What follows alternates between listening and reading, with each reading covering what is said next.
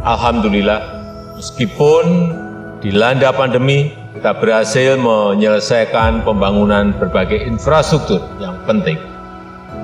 Bendungan, irigasi, jalan tol, jembatan, bangunan gedung, penataan kawasan perumahan, dan berbagai jenis infrastruktur lain yang sangat dibutuhkan masyarakat. Ketersediaan infrastruktur berkualitas di seluruh tanah air telah mengubah wajah peradaban kita, meningkatkan daya saing untuk menciptakan sentra-sentra pertumbuhan ekonomi baru untuk peningkatan kesejahteraan masyarakat. Menteri PUPR Basuki Hadi Mulyono mengatakan semua pekerjaan infrastruktur masa pemerintahan Presiden Joko Widodo direncanakan akan diselesaikan selambat-lambatnya semester 1 tahun 2024. Untuk menyelesaikan semua proyek pekerjaan, maka pemerintah akan mempercepat pelaksanaan lelang, memanfaatkan semua dana blokir hingga mengumpulkan dana sisa lelang. Termasuk dalam proyek yang akan dikerjakan adalah pembangunan ibu kota baru di Kalimantan Timur.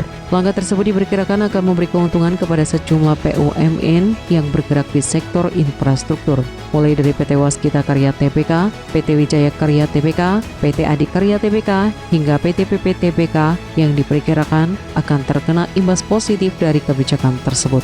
Mirai Aset Sekuritas Indonesia dalam laporannya Construction Overweight Maintain 2H22 Outlook menjelaskan, konsistensi pemerintah dalam membangun infrastruktur berdampak positif terhadap kinerja BUMN karya. Pertumbuhan kontrak baru BUMN karya diharapkan bisa mencapai 15% pada tahun ini. Menurut Mirai, BUMN karya juga akan diuntungkan kebijakan Tax Amnesty Jilid 2 serta keberadaan lembaga pengelola investasi LPI karena bisa menambah sumber alternatif pembiayaan dan menambah dana investasi.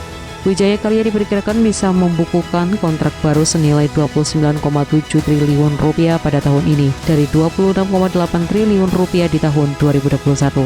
Adikarya diperkirakan mengantongi kontrak baru senilai Rp25 triliun, naik dibandingkan dengan tahun 2021 yang tercatat Rp15,2 triliun.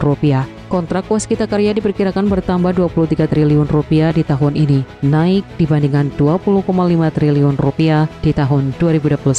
Mirai menjelaskan, Wijaya Karya diuntungkan oleh beragamnya jenis proyek investasi dikerjakan, mulai dari jalan tol, bandara hingga pembangkit. Untuk Adikarya, perusahaan tersebut akan diuntungkan oleh percepatan proyek infrastruktur perkereta apian, termasuk Solo, Yogyakarta, YIA Kulon Progo. Percepatan proyek infrastruktur juga akan menguntungkan anak perusahaan BUMN seperti Wijaya Karya Bangunan Gedung WG dan Wijaya Karya Beton WTON.